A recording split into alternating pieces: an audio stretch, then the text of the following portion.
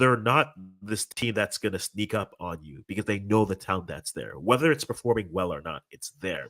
And I think now what that creates is it creates a reality of the expectations aren't matching the results. To make it Mhm. sound arrogant, but I think this is the mentality that they have. It's people think that you should be beating teams by more. And if you don't, what's the problem? Right? And it from a Canada's perspective, it's a little bit unfamiliar territory. Canada hasn't always been that side that says, "Hey, we're playing Trinidad. We should win this game 3-0." Or we're playing Jamaica. They'll be tough, but we expect to win this game. This is unfamiliar ground for them.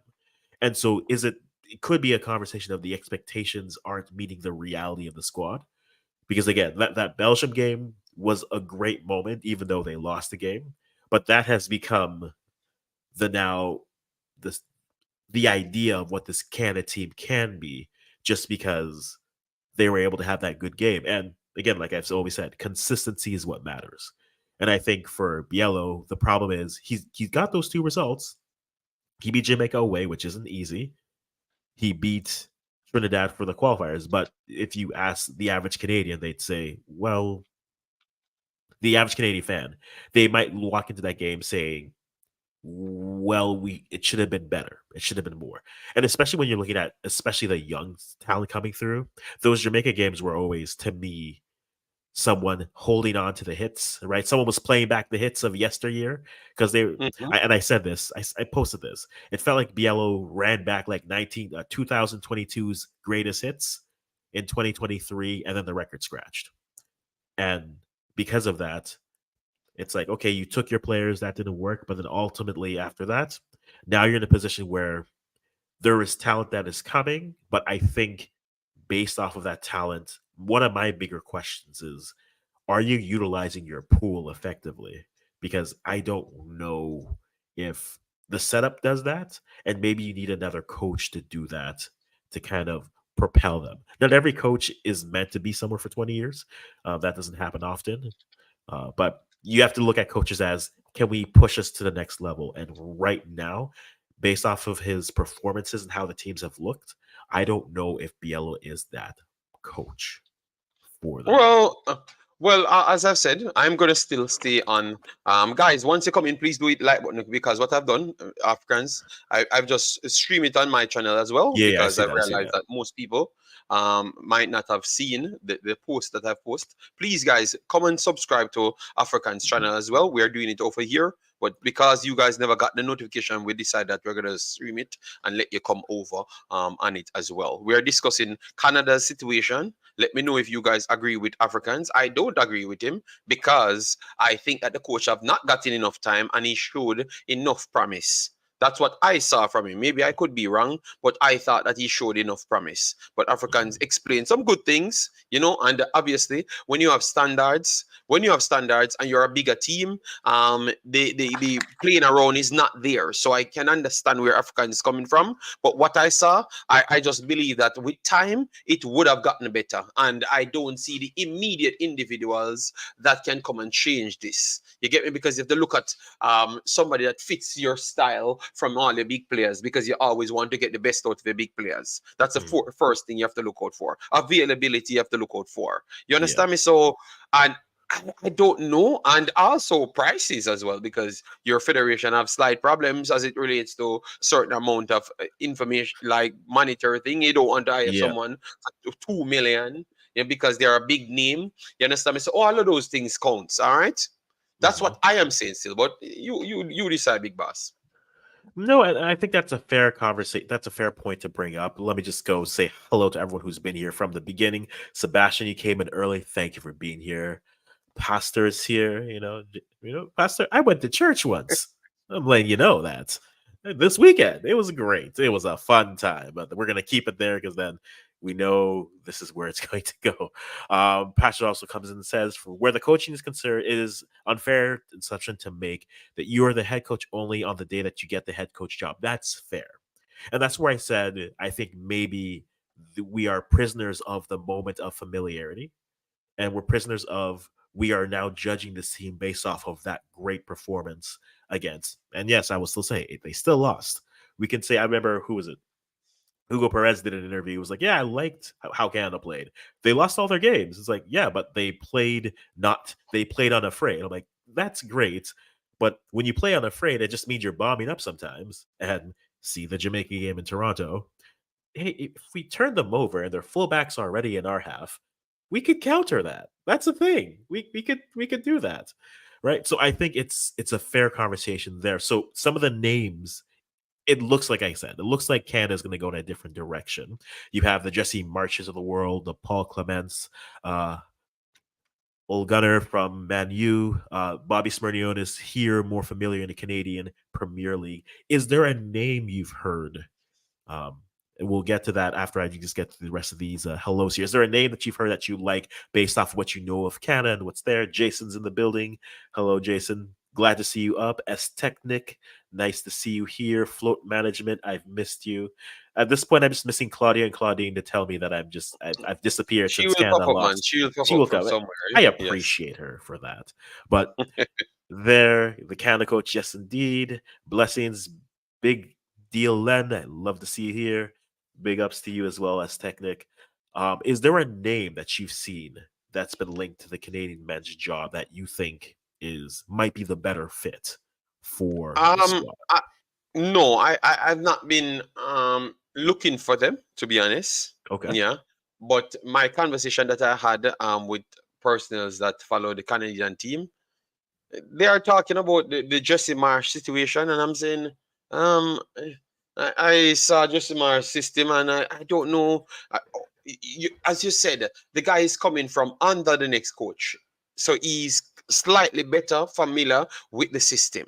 Does Mm. that not give him an advantage? Because if you go back and he has to change the entire system, how beneficial that is. You understand me? Because you have a competition coming up now, Because remember, it's June 6th? You're Ye- gonna have some games. Yep, You're we're gonna gonna, have yeah. friendlies, right? You're gonna do friendlies, right? Yeah, they're doing, and this is where the conversation comes, where it's they're friendly. Their slate of games for this year, let alone this June, is the Netherlands on June 6th, France on June 9th, the Copa America games where they're playing Argentina, Peru, and Chile, I believe, in the group stages. And then if they get out of that somehow, that's other games that they'll be playing. Then they're playing Mexico in September, and it's pretty much rumored that they're going to be playing the U.S. Later in this year. So they are playing a slew of teams that Uh, realistically maybe one, maybe two, they are deemed as equal to. One, maybe two. And then that could be a stretch for some. So I understand your point when it comes to, yes, you have a tournament coming. And this is where it becomes, for me, a little bit of a double edged sword because if you're trying to replace the coach, then these games don't matter. Right. And I say this callously, but it's like the results don't matter because you're trying to find a new coach. But then if the coach, if Biello does well here, all of a sudden these games matter all of a sudden. Thank you very So much. you're not really, you're leaving the coach in a bit of a bind where it's what do you want him to do? Right. If his games don't matter, maybe he tries a bunch of things and they work, or they go terribly and we see 6-7, 6-7, 6 nil in consecutive games. Or maybe he tries things and it's like we escape with a draw here, we escape with a win here. They're friendlies, they're games. It's tough. Um, I, for one, I understand people, and again, the Jesse Marsh conversation, I go back to the same thing as prisoners of the moment. Yes, we saw what Marsh did at the Premier League. Yes. You also have to look at his body of work where it's like he's had success in Austria. He's had success, some degrees of, well, I think he more so struggled in Germany. And then in England, it was a conversation where I land on him, which is I don't know if he's familiar. The idea of a team that just presses and turns you and then transitions. You look at Canada's roster, you look at its pool. You could argue, yeah, maybe they're better suited for that. But the problem is, see the Jamaica game. If you're just pressing and you get turned over, and again your fullbacks already in the midfield, and you have teams coming on the counter, where's the plan B option? Now maybe he does have that. Maybe he's been able to have some introspective time in the last couple of years where he says, if this doesn't work, we can go off. Maybe it's more intricate versus just gegen pressing all the time. But my same conversation that I have with Biello is the same conversation I have with Marsh, which is where does where's your plan B when it comes to that? And that's where I struggle. I know a lot of people are excited from a content standpoint. Oh, it'd be Mhm, beautiful, JD. Jesse Marsh says a lot about the US, which means we're going to be in that conversation every day. Is that what we mhm, need? No, I'm more of the conversation of yeah. who can you maximize the pool, because this coach basically has 2 years to get ready for the World Cup. And that's the difference where the results, as much as the results will matter, they kind of won't until maybe the Gold Cup will have to reevaluate if it goes terribly wrong. But this coach coming in has 2 years to say, hey, from day two of the World Cup, that's how we are going to judge you, right? And we're going to base how our judgment on you based off of your preparation for that and moving forward. So ultimately, I think the the coach coming in here is it's enticing because you're already making the World Cup. In theory, you have maybe what 20 games if you're lucky, if they do it well. No, let's say 14 games to prepare for the let's say 14 games. Because let's say they appoint him after I'm gonna go under the assumption that they appoint him after After the Copa America. friendlies. Oh, Yeah, after after Copa Copa. America. Okay. You have 14 games to get a system in, to have camps in, to look at the pool, and then come in, and then as a nation, as an association, we're going to look at what you do from day one of the World Cup until your final day at the World Cup. That get if you're concerned about time and prepping, that's perfect.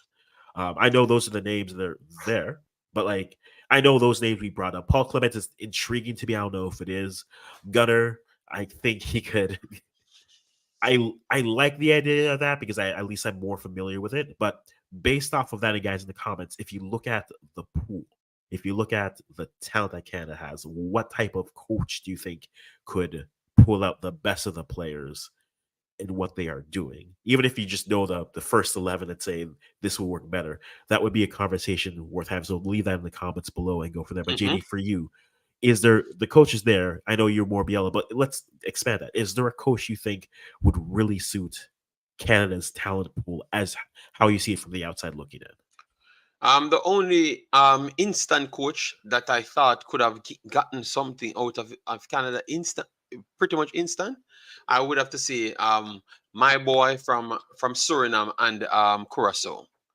uh, Dino Ray, because remember we are talking about stability in transition and Yeah, also the firepower up front. I thought that Dino Ray just never had the firepower over the rest of Concacaf. And I think if and even the other day when he had Curacao.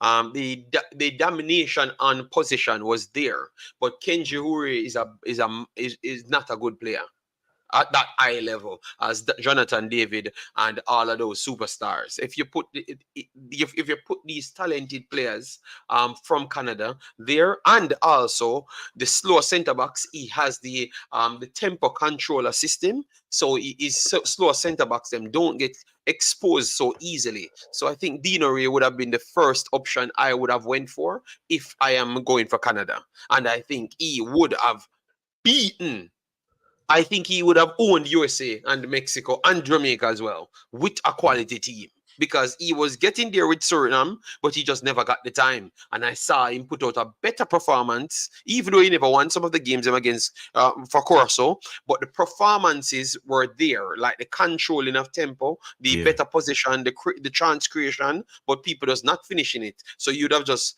drop cut and paste over there with the type of talents you're dealing with as it relates to Canada. You understand me? He would have done good things right there. That's what I would say. That's good names. I think for me, based off of the names, and I've said these names before. I from a Concacaf perspective, I have two names. From in Concacaf, I would say the coach I would have loved to see come to Canada, and maybe there's still a possibility for that. If he's not Canadian, because I think Smyrniotis, who coaches for Forge in the CPL, Mm-hmm. I don't think he's a bad coach. But now you fall into the self fulfilling prophecy of the resume, right? Well, he doesn't have international experience. We can't get that until you give him international experience. So people are saying he's Okay. not experienced. It's like, okay, that's fine. I Well, think if they're yes. not hosting, if they weren't hosting a World Cup, I'd have no issue with saying give him this, get him 2 years, and then let's go from there. But some would argue this would be the best time to put him in because he only has to prep for 3 games. But in CONCACAF, non-Canadians, the coach I've been saying I would want for this team is Hugo Perez, the former Yeah, Salvadorian coach. Spurs, yeah. Um, Yeah, it's similar. Yeah. I think stylistically, for me, watching what he did, his teams, yes, ultimately for World Cup qualifier, they finished in the bottom 3. But and that was more of a question of talent and just they squeezed everything they could out of those players. But I felt that if you gave that coach more talent, I think because he gave the U.S. outside of like the Mexicos in World Cup qualifiers, and even a little bit afterwards, other than like the Mexicos and maybe Canada to extent, and some Americans would argue not even Mexico gave him trouble. I felt that El Salvador always played the U.S. tough. So if you take those strategies, that mentality, you add that into the talent that Canada has. If you give Hugo Perez Canada's roster, I think he beats the U.S. I truly do because they made it tough for the U.S. before with their roster that they had. So give them some talented players, more talented players, players at a higher level. I think he could do Yeah, it. yeah, I agree. That's my But I think CONCACAF. Yeah. several managers are Africans, several managers. I just said Deanery. I thought that some of these Yeah. coaches are good coaches. They just need better. I would say just better structure. Just have a better team. A better pool in front of them, and you will see their systems come alive. People, No, please do true. click the like button, share, and subscribe to the platforms. Thanks for being here. That was Canada. That was Canada chopping up. I am not going to agree with Africans because he just sent for someone and said that they need experience. Well, this man, he's getting experience now. So why would you take? You know what? I'm not going to further because Africans will take up the entire hour that we have. Yeah, Um, and oh Lord, we have to revisit that Canada topic. I think it's a good we one. will. Yes, I'm Mhm. gonna do more education, information, like more studies on it. I'm gonna get more Yeah. information on it, and then I will give you a perfect manager to get everything out of Mhm. all of the players. Them. Yeah. What Blake said here, JD, is there a required time frame recommended for coaches to be evaluated in the coaching education program, or what's your opinion on it? I think it's more of games because if you set up a team within 3 weeks, you are getting your information across, but you still have to put it out on the field and get that familiarity around it. So I would say because all the FIFA windows set up, you're not going to get so much windows. I think the best time is 6 months. The best time is 6 months, period. You know? Yes, so 6 months I would say, because you would have gotten at least 3 windows out of that. So you get a time to exercise what you're trying to put out there. All Uh-huh. right, so you, because remember, if someone is going to hire you in the first place, Africans, they would have to believe in you that you can get the job done.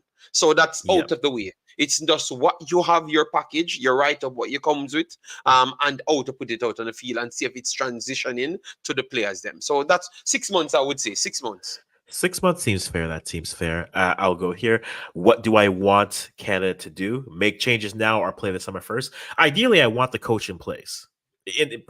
My personal opinion, Jason, would be name the coach sometime before middle of May and then have BLO act as a conduit interim, right? So BLO can coach for Copa, but then it's like similar to what the US women are doing with Emma Hayes, right? You have Tilla who's there, but then Emma Hayes is saying, "Hey, try this, bring in these players, let me take a look at this, give me your evaluations, work that way." That would be the ideal situation. What I think will happen is they'll name the coach probably right before Copa, but then Biella will take him to. I think Biella is going to Copa, which I think ultimately is going to be what happens there. And I think Canada ultimately picks the coach after that, which goes to my non, and it's a very specific post June, July choice. Um, Yeah. a particular coach in France will let his contract run out with a team after hosting the Olympics. Hervé Renard, that would be my name for international coach to bring in someone who could at least put in a solid defensive system and then come in and you have the attacking power that fits there. That would be my international choice for Canada just because I think he would be able to step in. He's good at taking over projects and 12 to 15 months and turning them into looking good. Look at his track record at AFCON. Look at what, yes, they beat, everyone's going to say they beat Argentina at the World Cup. They then did nothing else. But I think they are a solid side. He'd be a solid coach, I think, outside of the group to come in and take over. But those would be my Canadian choices outside of the group. Hugo Perez for CONCACAF, and then Hervé for outside of CONCACAF would be good choices I would bring in. But that's how it is.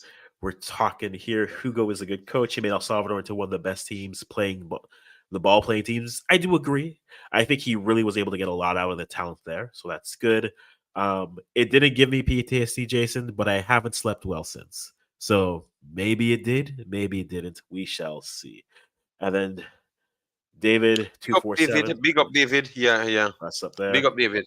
So Africans, are you going to keep on bad minding Nigeria, or you're going to talk about Nigeria?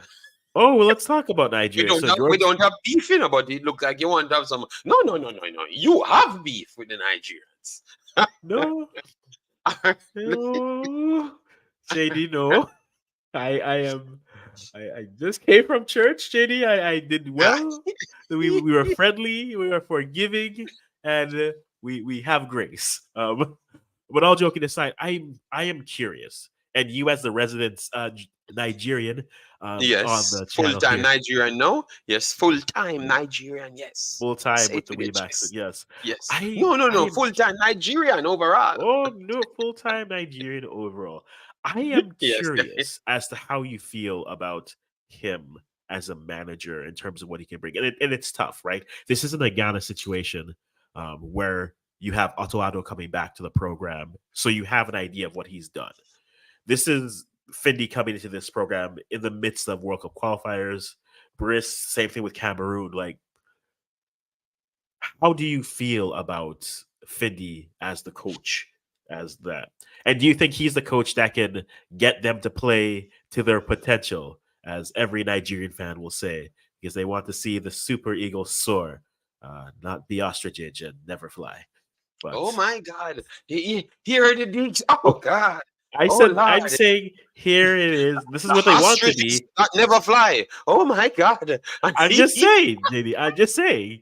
I'm giving you a metaphor because some Nigerians want their team to soar to the highest, and I want to see them be the best as well. But Africans have just made the finals of AFCON. Africans. Why are you acting like they're not flying? You see why you have problems with them. That is your problem, because you always use some words and pretend and Ghana can't win a game. No, we draw games. JD, Ghana doesn't win games. We draw. Yes. We've been through this. We've established this. I've accepted this. We draw. They give us paper and we draw on it and we get 1 point. And then we go on the pitch and we draw on that. This is who we are. I can tell you, people, it looks like Africans will not stop fighting with Nigerians. It's just natural. Ghanaians and Nigerians always be fighting. I saw them on Twitter everywhere. But anyways, Finidi George, as this said, he was the assistant manager before for a period. All right, so he was around the system before. All right, and he has experience in Netherlands and stuff. So I assume that he has more of a technical footballing skills approach. Yeah. Is that what we saw needed in the World Cup qualifiers? No, forget the World Cup qualifiers. AFCON. That's what we saw in AFCON, that we would say that is what's required? Because in AFCON, they changed to a back three, and they still couldn't control the players completely, even with having 5 at the back and 2 deeper, which is Iwobi and Onyeka. I would say he's not the right person based off experience, but I would see how they could approach it that way, because the schooling that he had and the approach from the schooling, I think they could build on this formation that they're playing, and get better out of it, because I truly believe that with better ideas around, they could have done better, because they have the talent there 100%. All right, so I am not going to. I don't think he's the main person for this thing, but if they give him the job, I'm not going to beat him. I would love to see how he sets him up in the first match. If he doesn't do well enough in the first match and the second one, believe me, he has a short time. All right. I am not giving him a long time if I don't see anything in the first two matches. All right, because you at least know what you want. So if his approach is more technical and keep control of the ball, so you can't let the smaller teams them counter attack you to death, I would say, all right, then I like that approach. So I'm going to keep him on a little bit longer because I know that the talent itself in Nigeria could take them over the line as well and give him time to get his system over. But over the first two games, it's going to be about how good your system is and how fast I think it can transition. That's true. So we pulled it up on Transfer Market for those who are not familiar. He's a 53-year-old coach. According to Transfer, his preferred formation is a 4-4-2 with a double six pivot. So back three dreams are made of these. No, well, that is what his preferred is. Yes. You have to go and say his preferred formation as well. And what are you going to say? Because his preferred formation will not be a back three. Because he was not playing a back three the whole time. It was always a 4-4-2 as well. And you understand? We saw 6 forwards on the field. And we are wondering what's going on in football if it's a new Pep Guardiola disease. No, Pep would play all midfielders if he could. Nigerian would just play all strikers and then complain how there's no pressure in the midfield. And you say, well, there's strikers. Facts. Right? But you brought that up. You brought up the idea of that. So let's put the Canadian perspective here with Nigeria. If he has games where he maybe gets results, like let's say his first 2 games are what Biel just did. It's 2 wins, 2 losses, but you're not happy in the wins and the losses. You feel like you let the games go away. Are you then saying, let's pull up Indeed.com, see who can come in, or like, are you saying you still want to give him time? Because this is a similar type of situation where it's a coach who is in there, is familiar. So I'm keeping the same standard that you have, but you said in 2 games, if he's not doing well, then you want him out. But I'm being too harsh. But I no. I have outlined why I've said that, because remember they are in a World Cup quest, Sadly, Canada don't have to do nothing of that. They just need to get somebody ready. So that is not the same thing, Africans. That's not the time. They need to make it. We don't know if they're going to make it, So 2 games, and you show what you could do over the 2 games. And obviously, we no disrespect to Canada, but I still believe that Nigeria have higher level ballers right through their team. But the problem, I have never seen so much good players can't play good in my life. So I think yes, Africans, we can't deny it. Nigeria is a big, but if I speak, I'm the one who doesn't like Nigerians. So hold on. You think Canada have a better roster than Nigeria? Okay, no, okay. I'm agreeing with you. No, but that's what I'm saying. I'm agreeing with you, but I'm saying from the standpoint of, yes, I've never seen more talent with Nigeria. But if I say it, I'm hating on Nigerians because I have a thing against them. Because people hear my passion out of wanting them to win. You are talking about the eagle not flying and it's a ostrich. that is different level fights. You understand me? So they know that ostriches don't pass through the midfield. That's why. That's why. But Africans, look, the teams them that Canada will be facing: Brazil, Ecuador, United States, Mexico. The teams Nigeria facing: Ghana. No, let me go back to the work. No disrespect to Ghana. No disrespect to Ghana. I'm just giving you some information. Guinea-Bissau. No, it's okay. I'm glad you started with that one with your chest. I'm glad you did.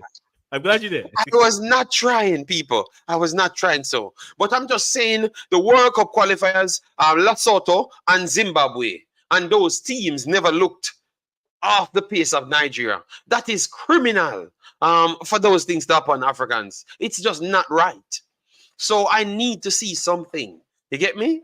If I don't see it into a game, out the window and try to get someone else of real status to come and get the best out of them. That's what I have to say.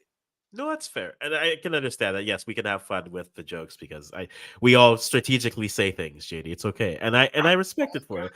We all- And I have not strategically said anything no, here. it's I'm just saying. okay, but it's Um, okay, JD. Ghana's only the 14th, 15th best team in Africa, so we aren't the top dog oh anymore. It's God, I okay. was We not trying aren't. to be gone. I was not trying to be Ghana. I was trying to Africans. Did they not play Ghana? Oh Because I'm yeah. looking at some. Oh, So why it is was it? terrible. Because, no, I don't. Nigeria I was don't. passing. I don't. I don't. I like They you looked nearly good. kick out all of the cards. I have never said anything about the performance. You, Jason is right. You get PTSDs of these things, and then have a problem because as I've looked at the setup, the first name was there, Ghana. So, all right, you know what I'm gonna do next time, people? Skip over Ghana and just talk about every other team. It's good. We don't, JD. I prefer it. We shouldn't be talked about right now. We're not at the level. We're not at the level, JD. We Wow. don't. We're top 15, JD. We talk about top 10, top 8, top 12, but top 15, JD. No. It's okay. You can, for my sake, skip over them, please. Yeah, yes, I'm sorry. I'm sorry, people. No disrespect to Ghana. I just because it was on this thing, so I skipped and found the right one. Lesotho and Zimbabwe at the time. So that's not the same thing. Brazil is not the same as none of these teams. You understand me? So it's Yeah. USA is not the same as none of these teams. These teams are lower grade teams that it shouldn't be so close and literally better because Zimbabwe was better than Nigeria in that one. I would only say the three at the back is something that they stumbled on in the Afghan, and I would love to see George kind of expand on that to improve that. No, and I agree there. But I think when it comes to them, they're an interesting group because, again, all joking aside, the amount of talent that they have, and this is a conversation I have with my brother a lot, where it's how much of this game is mental, right, versus tactics. Because I mean, we all know how a striker is when they're not scoring. Everything seems to be terrible. The world's not going your way. Give a striker a goal. The next thing you know, life is just flowing. They get their confidence. They're going. And whenever I look at the Nigeria side, I always ask myself, for the amount of talent that they have, is it as simple as just getting the right voice in their head between the ears to go? Because no one's ever going to deny their talent. No one will legitimately say, "Oh, Nigeria is just a bad side." No, they are easily top 5, top 3 realistically. Talented squads, rosters, pools in Africa. No one is denying that. But then when it comes to games, it's like, okay, they'll give you a great run at AFCON, and then we won't see them at the World Cup. Or they'll make the World Cup, and then, well, it's not their fault. They always run into Messi at the World Cup. You can't do anything there. The Messi refs pitch it happens. So I I always wonder myself, like, why with this coach, we can have the same conversation we just had with Canada. Who would have been the best coach for this type of a squad? And is it just a question of, because I want to ask this as well. Do they just have too many strikers that they don't know what to do with? Because we always complain about Nigeria. It says, a midfield would be nice. Just a midfield past the break up press would be nice. But the way that they play, with the amount of attacking power that they have, it's just not. It doesn't seem that it's there. I'm curious to see again with Finidi as well.